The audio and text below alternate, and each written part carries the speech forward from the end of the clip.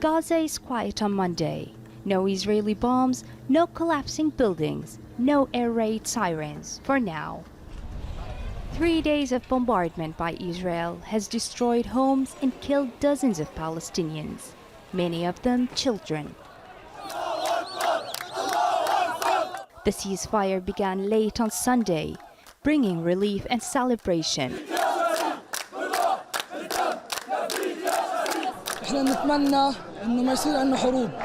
We hope we will not have wars. We are a people and we have the right to live our lives in Gaza. We don't want wars every year or every 2 days. Now we haven't even recovered from the previous war. Because Israel says a hunt for leaders of the Palestinian Islamic Jihad. Israel and its allies call them terrorists. But the relatively small armed resistance group enjoys support among Palestinians. They effect heavy aerial and artillery attacks on neighborhoods in Gaza and retaliatory rocket fire into Israel. Egypt mediated the ceasefire between Israel and the Islamic Jihad with support from the UN and Qatar. Because of this renewed aggression, the Qatari role was again, as it always is, with the aim to stop this aggression and stop the continuous bloodshed.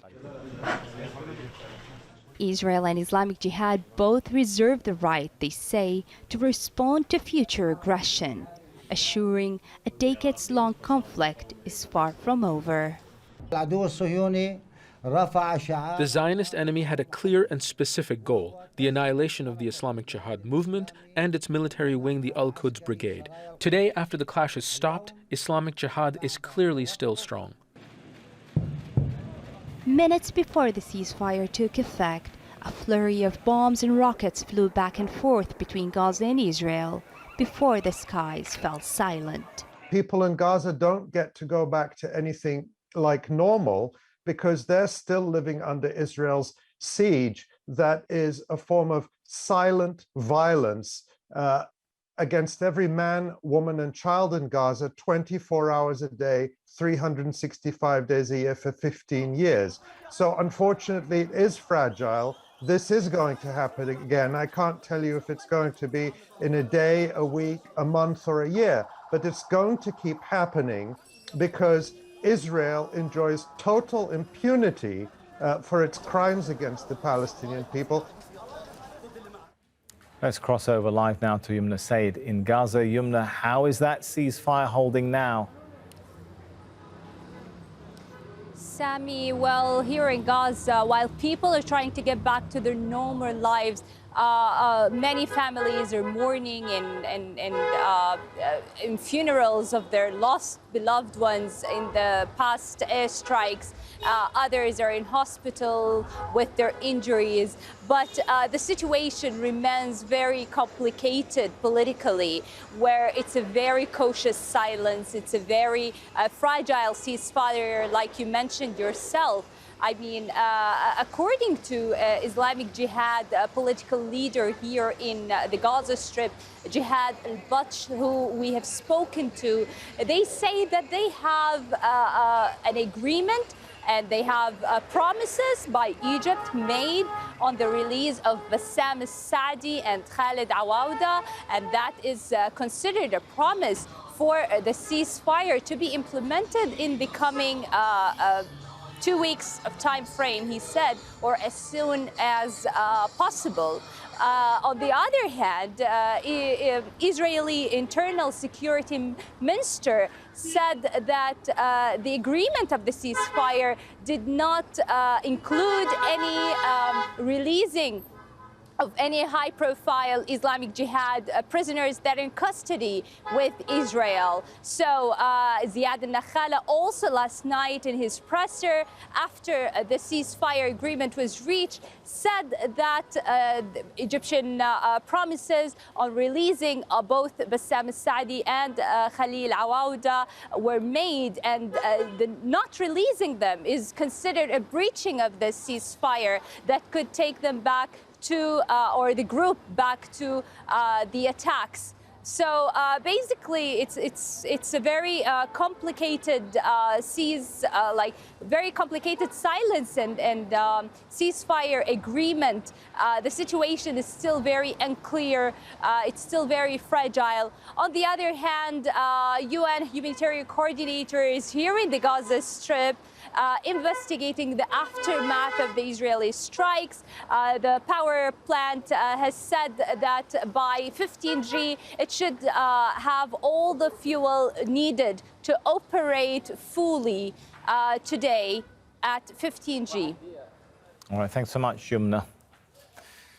Now, the Israeli strikes mostly hit 3 areas. Several people, including children and an elderly woman, were killed in the Jabalia refugee camp in northern Gaza. Israeli airstrikes targeted an agricultural area in Khan Yunis in the south. Also hit were sites in Rafah along the border with Egypt. Well, those strikes killed Palestinian Islamic Jihad member Khalid Mansour. Let's bring in now Khalid Abu Hayt. He is the Palestinian Islamic Jihad movement's media officer in Lebanon, joins us via Skype from Beirut. There seems to be some differing narratives on what exactly was agreed. So let me start with a very clear question. In your understanding, has Israel agreed to the immediate release of Palestinian Islamic Jihad figure Khalil al-Awada and the release in 2 weeks of Bassam al-Saadi? Is that what you understand Israel has agreed to? Thank you for having me.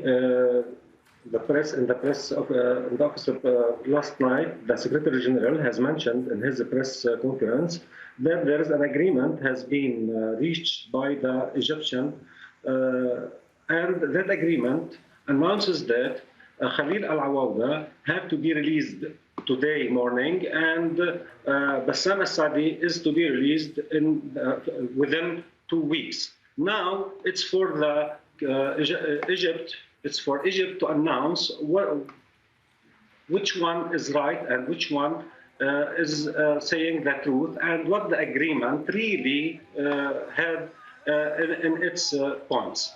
But as we heard from our correspondent there, Israeli sources are indicating that they have not agreed to release these figures. Yes, what will it mean if they are not released within 2 weeks? What does that mean? A return to conflict? Yes, sure.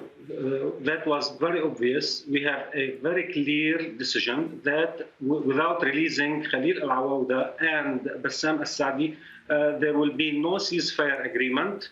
That will be a break for the agreement from the Israeli side, and the fight will be continued. Let me just go into a little more detail, try and clarify this. There's a difference between saying we understand the Egyptians or the mediators or the UN will work towards the release of these 2 people.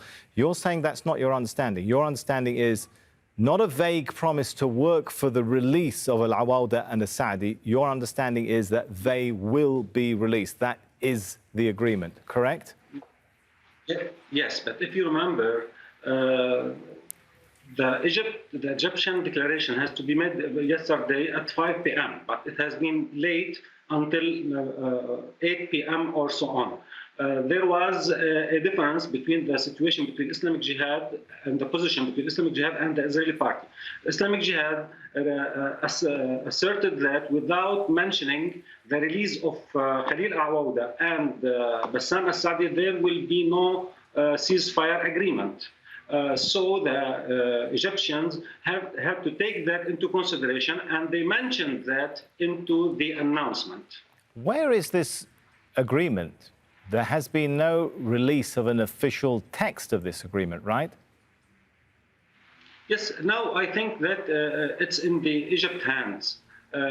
Egypt has to say what was the agreement and how to deal with the situation.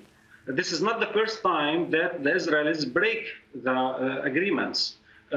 We know that, and we believe that Bennett and Lapid government had to make victory at the polls at the expense of the Palestinian people, at the expense of the Palestinian blood. This is not the first time the Israeli governments go to this point. Now we have an agreement. Without it, there will be no ceasefire. We were very clear that we can stop, or we stopped launching rockets and stop fire, ceasefire, only on a condition that Khalil al-Awawda should be released soon, I mean this morning, and that Bassam al-Saadi should be released within 2 weeks or so on. The Egyptians, they asked and demand that not to be limited with 1 week and to make more time. All right. Our secretary... Yeah, let me jump in because time is running out. You mentioned the launching of rockets. How do you respond to the criticism that the launching of rockets this time hasn't really achieved much towards ending the occupation of the Palestinians, the Israeli occupation of Palestinians? It hasn't contributed much towards ending the siege of Gaza. All it's done is possibly violate the laws of wars by targeting civilian areas in Israel. Yes, but we launched rockets against the Israeli aggressive military operation declared against us. But they're going towards civilian areas, aren't they? Not just military targets. Sorry? I mean, the rockets are going towards civilian areas, not just military targets. We were not in a battle. We were not in a battle. Israeli forces kidnapped Saadi from inside his home and killed Taysir al-Jabari. There was no firing. There was no battle. Israeli army have made a massacre against civilians, although they say that it was a military target. You cannot target military officials and leaders when there is no battle and when there is no fighting going on. All right, thank you very much for your time and for sharing your perspective. Thank you. Thank you.